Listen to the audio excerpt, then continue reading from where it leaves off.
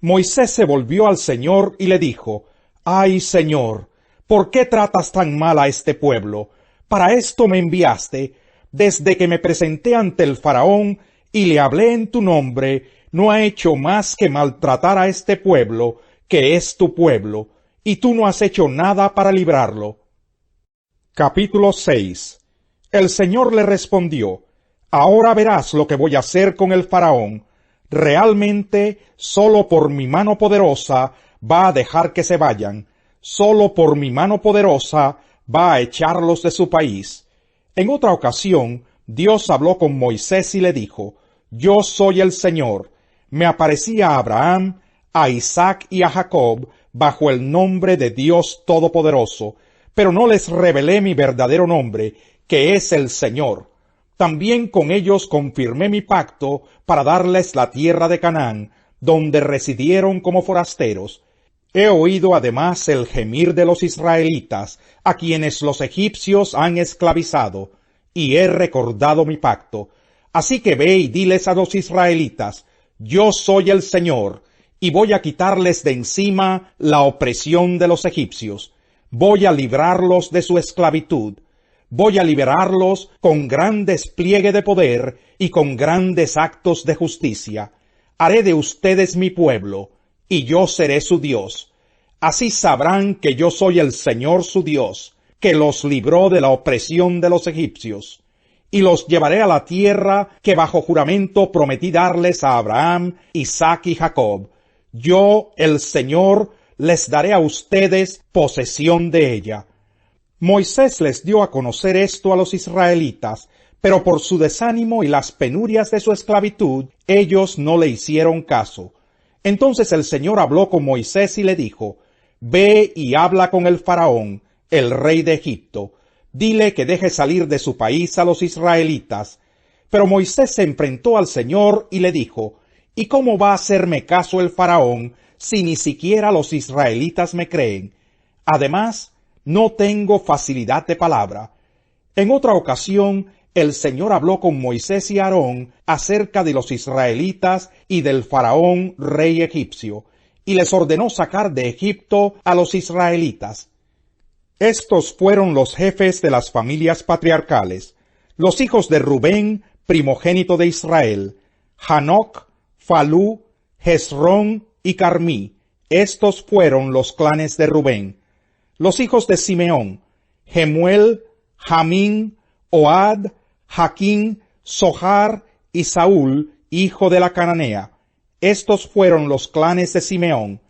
Según los registros familiares, estos son los nombres de los hijos de Leví, quien vivió 137 años: Gersón, Coat y Merari.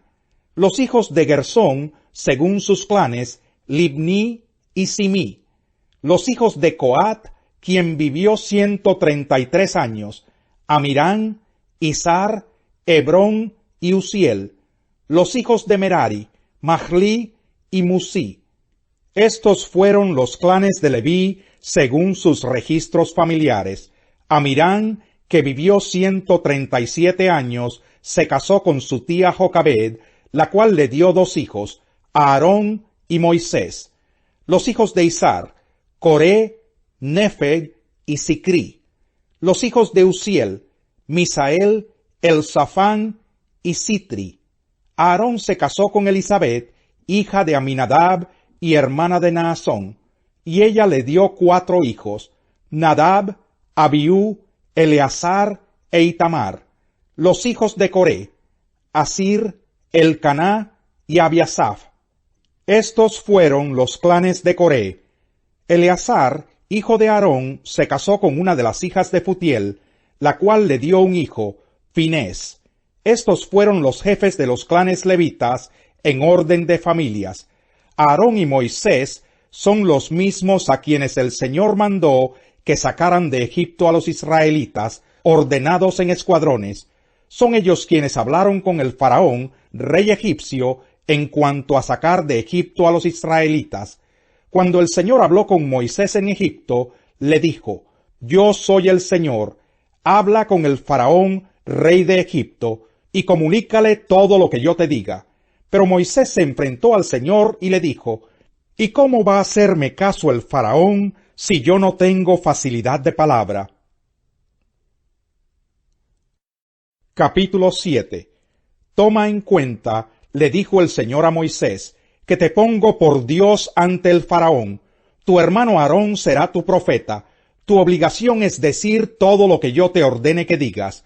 Tu hermano Aarón, por su parte, le pedirá al faraón que deje salir de su país a los israelitas. Yo voy a endurecer el corazón del faraón, y aunque haré muchas señales milagrosas y prodigios en Egipto, él no les hará caso. Entonces descargaré mi poder sobre Egipto.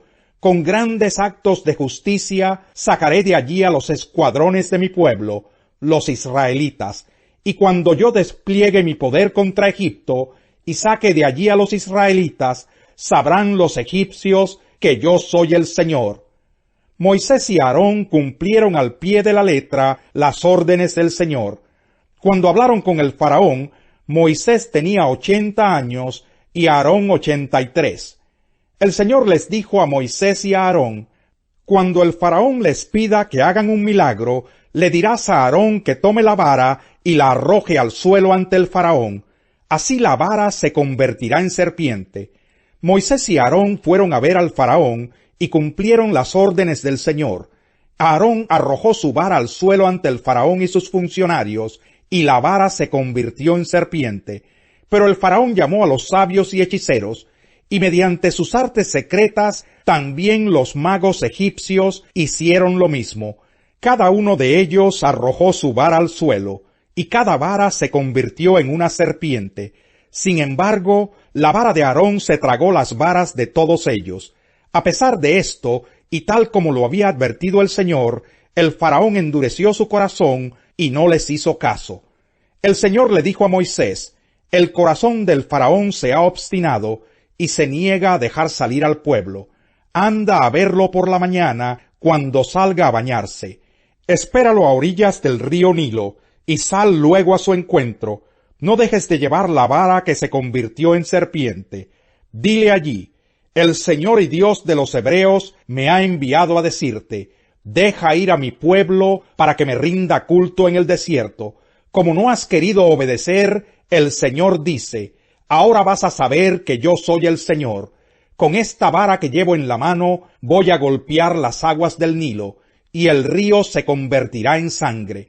Morirán los peces que hay en el río, y el río apestará, y los egipcios no podrán beber agua de allí.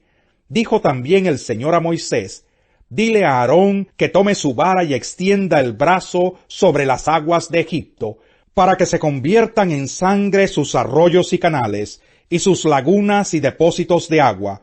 Habrá sangre por todo el territorio de Egipto, hasta en las vasijas de madera y de piedra. Moisés y Aarón cumplieron las órdenes del Señor. En presencia del faraón y de sus funcionarios, Aarón levantó su vara y golpeó las aguas del Nilo, y toda el agua del río se convirtió en sangre. Murieron los peces que había en el Nilo, y tan mal olía el río que los egipcios no podían beber agua de allí. Por todo Egipto se veía sangre. Sin embargo, mediante sus artes secretas, los magos egipcios hicieron lo mismo, de modo que el faraón endureció su corazón, y tal como el Señor lo había advertido, no les hizo caso ni a Aarón ni a Moisés. Como si nada hubiera pasado, se dio media vuelta y regresó a su palacio. Mientras tanto, todos los egipcios hacían pozos a la orilla del Nilo en busca de agua potable, porque no podían beber el agua del río. 7 días pasaron después de que el Señor golpeó el Nilo. Pedro se acercó a Jesús y le preguntó, Señor, ¿cuántas veces tengo que perdonar a mi hermano que peca contra mí? ¿Hasta 7 veces? No te digo que hasta 7 veces, sino hasta 77 veces, le contestó Jesús. Por eso el reino de los cielos se parece a un rey que quiso ajustar cuentas con sus siervos. Al comenzar a hacerlo, se le presentó uno que le debía miles y miles de monedas de oro. Como él no tenía con qué pagar, el Señor mandó que lo vendieran a él, a su esposa y a sus hijos, y todo lo que tenía, para así saldar la deuda. El siervo se postró delante de él. Tenga paciencia conmigo, le rogó, y se lo pagaré todo. El señor se compadeció de su siervo, le perdonó la deuda y lo dejó en libertad. Al salir, aquel siervo se encontró con uno de sus compañeros que le debía 100 monedas de plata. Lo agarró por el cuello y comenzó a estrangularlo. «Págame lo que me debes», le exigió. Su compañero se postró delante de él. «Ten paciencia conmigo», le rogó, «y te lo pagaré». Pero él se negó. Más bien fue y lo hizo meter en la cárcel hasta que pagara la deuda. Cuando los demás siervos vieron lo ocurrido, se entristecieron mucho y fueron a contarle a su señor todo lo que había sucedido. Entonces el señor mandó llamar al siervo. «Siervo malvado», le increpó, «te perdoné toda aquella deuda porque me lo suplicaste. ¿No debías tú también haberte compadecido de tu compañero, así como yo me compadecí de ti?» Y enojado su señor lo entregó a los carceleros para que lo torturaran hasta que pagara todo lo que debía. Así también mi Padre Celestial los tratará a ustedes, a menos que cada uno perdone de corazón a su hermano. Capítulo 19. Cuando Jesús acabó de decir estas cosas, salió de Galilea y se fue a la región de Judea, al otro lado del Jordán. Lo siguieron grandes multitudes y sanó allí a los enfermos. Algunos fariseos se le acercaron y para ponerlo a prueba le preguntaron: ¿Está permitido que un hombre se divorcie de su esposa por cualquier motivo? ¿No han leído, replicó Jesús, que en el principio el Creador los hizo hombre y mujer, y dijo: por eso dejará el hombre a su padre y a su madre, y se unirá a su esposa, y los dos llegarán a ser un solo cuerpo? Así que ya no son dos, sino uno solo.